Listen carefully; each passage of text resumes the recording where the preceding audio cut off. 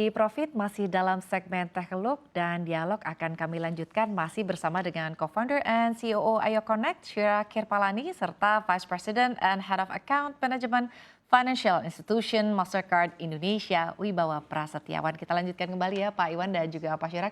Tapi saya ingin ke Pak Shirak dulu. Pak Shirak terkait dengan open finance ya. Ini untuk ekosistemnya sendiri di Indonesia, tantangannya apa saja? Apakah dari sisi regulator atau mungkin dari perlindungan data konsumen ya? Seperti kita ketahui sekarang kan kayaknya data konsumen ini sedang menjadi hot issue begitu Pak Shirak. Jadi mungkin kita lihat dari perspektif platform sendiri ya. Platform sendiri ingin memberikan akses dan kapabilitas untuk mengakses mau itu data atau sistem pembayaran dan lain-lainnya. Dari platform tersebut, actually challenges-nya sekarang apakah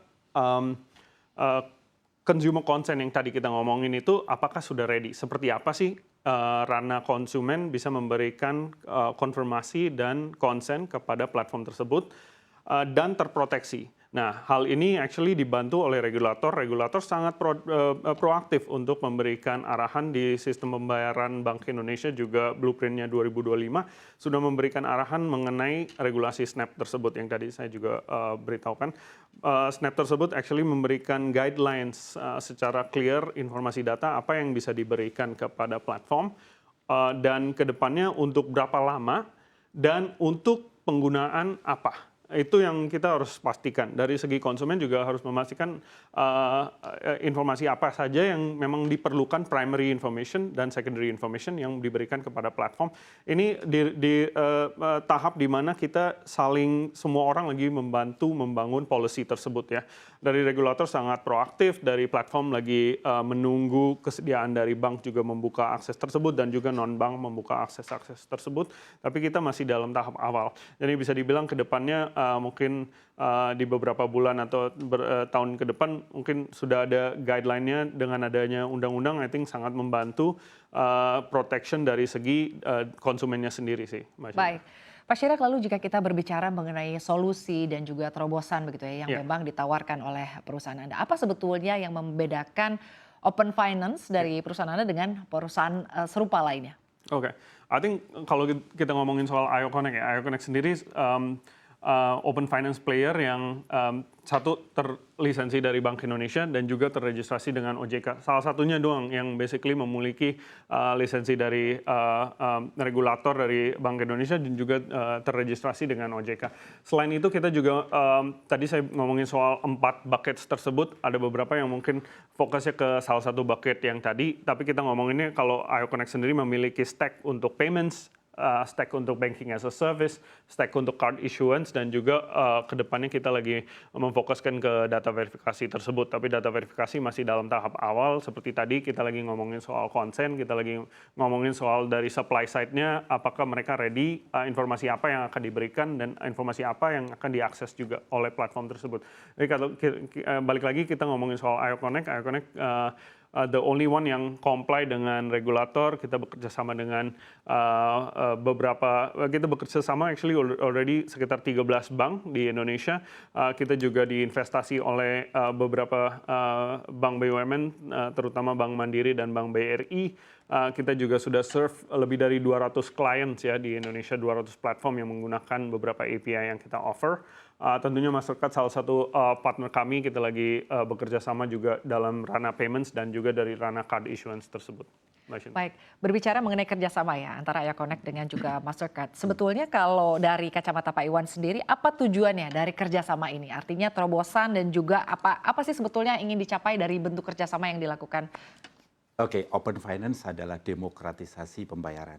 Jadi menurut saya kerjasama kita ini adalah bagaimana membuat pemain-pemain industri itu dengan gampang membayar apa yang mereka nikmati. Misalnya UMKM itu kan mungkin beriklan di satu sosial media platform. Ketika mereka beriklan di sosial media platform, itu butuh pembayaran-pembayaran yang memudahkan mereka untuk membayar iklan mereka. Nah, kami datang untuk membuat agar UMKM ini bisa dengan gampang melakukan pembayaran iklan tersebut. Masih banyak lagi, bukan cuma iklan. Misalnya pembayaran utilitas. UMKM kan pasti ada utility-utility yang perlu dia bayar, baik listrik maupun air seperti itu. Nah, kami datang agar uang mereka entah yang tersimpan di bank, entah yang tersimpan di fintech, itu bisa dengan mudah digunakan untuk membayar ini. Dengan kemudahan-kemudahan pembayaran ini, kami berharap agar UMKM di Indonesia itu bisa bertumbuh dengan baik. Jadi selain dengan kemudahan tadi, kami juga menjamin sekali lagi adalah keamanan. Sehingga data-data dari UMKM ini berada di satu lingkungan yang aman. Jadi semuanya aman, semuanya sustainable. Jadi tujuan dari kami adalah membuat segalanya mudah.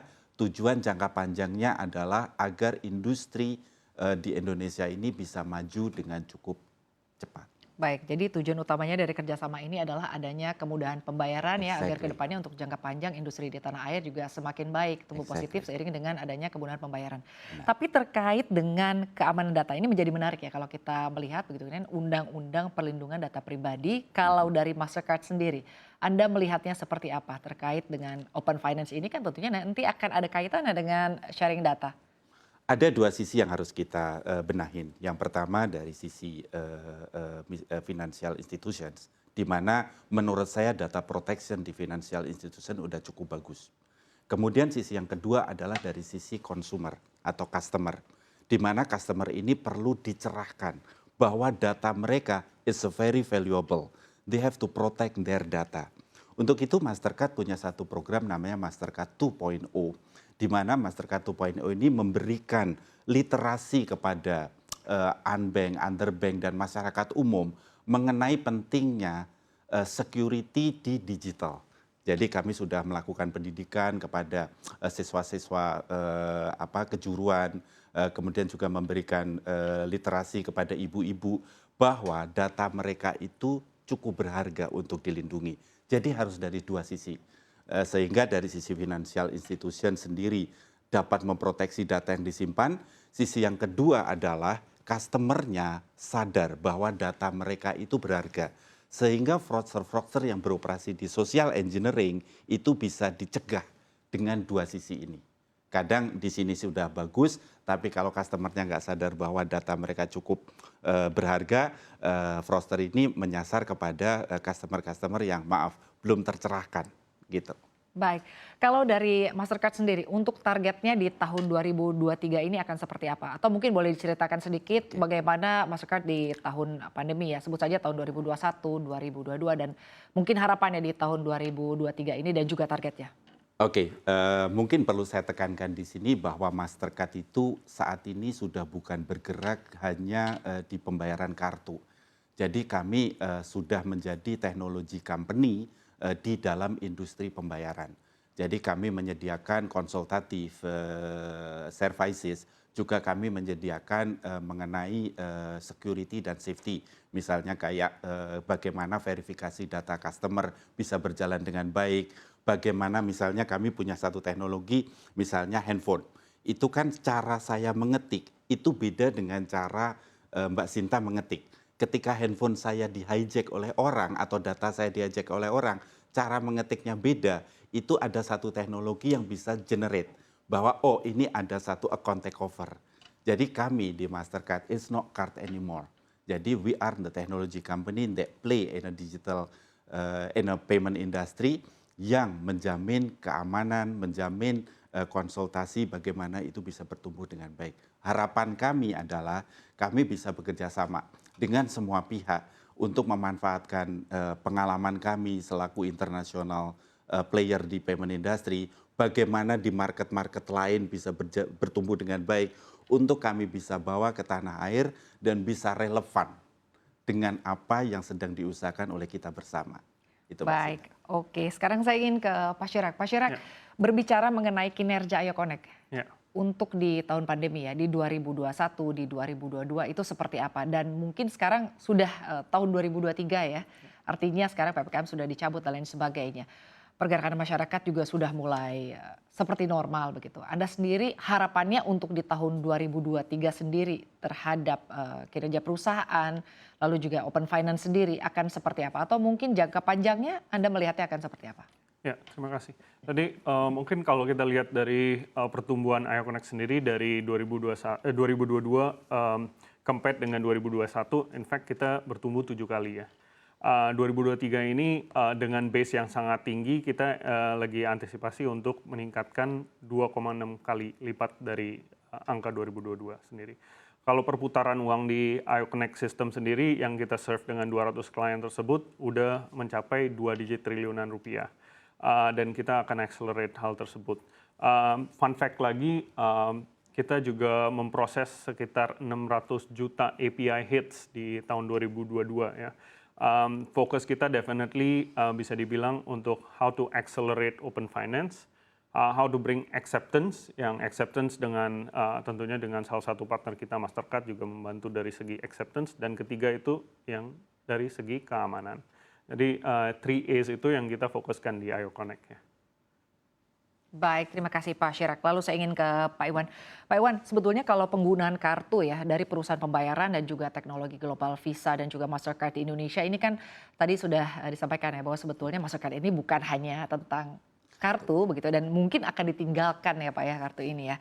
Nah, terlebih kalau kita lihat begitu ya kartu kredit pemerintah juga sudah melakukan belanja barang atau jasa. Nah, ditambah kalau kita lihat Bank Indonesia juga akan menerbitkan kartu kredit pemerintah atau KKP domestik dalam wujud fisik pada Mei 2023 dengan menggandeng GBN. Seperti apa tanggapan Anda terkait hal ini? Saya kira kami Mastercard sebagai teknologi company sangat mendukung dan sangat menghormati, bahkan kami berdialog dengan pemerintah dan regulators bagaimana inisiatif-inisiatif dari pemerintah ini bisa berjalan dengan baik. Tentu tadi kita sebutkan bahwa Mastercard juga ada satu service mengenai consultations di mana kami open untuk melakukan dialog dengan pemerintah bagaimana untuk menyediakan sistem pembayaran di lingkungan pemerintah dengan cukup aman, dengan cukup baik. Namun kami yakin resources di pemerintahan, resources di regulator sudah cukup mumpuni juga dan kami embrace itu semua di mana dunia pembayaran ini masih cukup luas dan ada space-space yang kita bisa bermain dengan baik dan bekerja sama dengan baik. Jadi pada intinya kami menghormati dan kami respect dan kami siap membantu untuk pemerintah untuk membangun sistem pembayaran yang cukup aman, cukup bisa membuat industri di Indonesia dan pemerintah ini bisa bersinergi. Baik, terima kasih banyak Pak Iwan dan juga Pak Chirac sudah berbagi insight-nya mengenai open finance ya. Ternyata memang open finance ini ke depannya semoga tetap dapat tumbuh positif begitu menjadi solusi pembayaran yang memang diminati dan utamanya keamanan tetap harus diutamakan ya Pak Chirac dan juga Pak Iwan. Terima kasih banyak sudah hadir di studio pada siang hari ini. Salam sehat dan sukses selalu untuk Anda berdua. Terima kasih.